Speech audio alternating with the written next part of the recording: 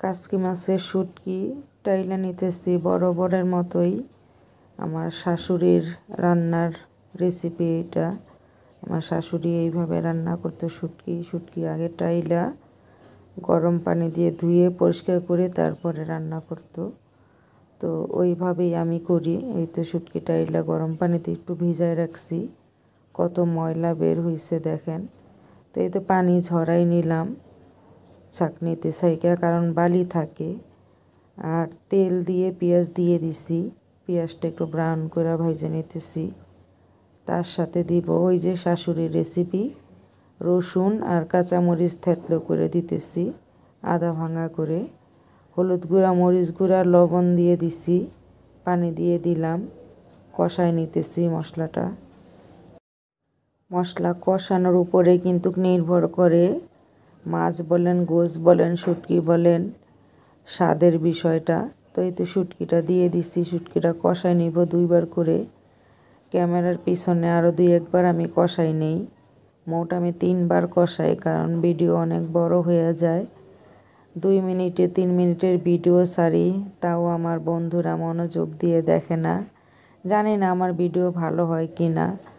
আর আমি এটা জানি আমার অন্য বন্ধুরা অনেক সুন্দর করে ভিডিও বানায়, আমার ভিডিও অত একটা সুন্দর হয় না। আর আজকে রান্না করব কাচকি মাছের শুটকি। চিকন ডাঁটা শাকের শাক নিয়ে আসছিলাম, সেই ডাঁটা শাকের আলাদা করে নিয়েছি শাকটা, আর ডাঁটাটা দিয়ে শুটকি রান্না করতেছি। চিকন করে একটু আলু কেটে নিচ্ছি সাথে, এই যে দিয়ে দিলাম। এখন কষাই নিব ভালো করে, কষায় তারপরে ঝোলের পানি দিব। যা বলতেছিলাম আমার ভিডিও অত একটা ভালো হয় না। আমি কিন্তু ভিডিও করি, এক হাতে ভিডিও করতেছি আর এক হাতে রান্না করতেছি। আমার ক্যামেরাম্যান নাই। হ্যাঁ, আমার একটা কি বলে এটাকে, যে ক্যামেরা রাখে, ভুলে গেছি নামটা, যাই হোক সেটাও ভাঙে গেছে। তো এক হাতে ভিডিও করি, এক হাতে রান্না করি। আমার ভালো লাগে ভিডিওগুলি আমার বন্ধুদের সাথে শেয়ার করতে, তাই শেয়ার করি। এই তো কষানো হয়ে গেছে আমার আজকের কাচকি মাছের শুটকি ডাঁটা দিয়ে রান্না করলাম। আর আজকে আরেকটা তরকারি রান্না করব, 2টা তরকারি একসাথে শেয়ার করতেছি আপনাদের সাথে। তো পেঁয়াজ কুচি দিয়ে দিলাম, সামান্য পরিমাণে তেল দিছি, কারণ আরেকবার বাগার দিব। আদা রসুন বাটা দিয়ে দিলাম। আমি শুটকিতে কিন্তু আদা বাটাটা দেই নাই, রসুন আর কাঁচামরিচ থেতলো করে দিছি, ওই যে আমার শাশুড়ির রেসিপি। ডাল দিয়ে দিলাম, ডাল দিয়ে আজকে লাউ রান্না করব। এইভাবে রান্না করলে অনেক ভালো লাগে।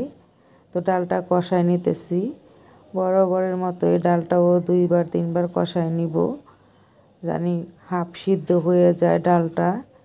তারপরে এই যে লাউ দিয়ে দিলাম, লাউটা অনেক ভালো ছিল। আমি বড় ভিডিও বানাই না, আমি কথা বলতে পারি না। অন্য আপুরা অনেক সুন্দর করে গুছায়া কথা বলে, আমি গুছায়া রান্নাটাও দেখাইতে পারি না, গুছায়া কথা বলতেও পারি না, তাই ছোট ভিডিও বানাই। এটা একটু কষ্ট করে আমার বন্ধুরা দেখে। তো এই তো লাউ দিয়ে ডাল রান্না করতেছি, পানি দিয়ে দিলাম সামান্য পরিমাণে। লাউ থেকে সবাই জানে অনেক পানি ওঠে।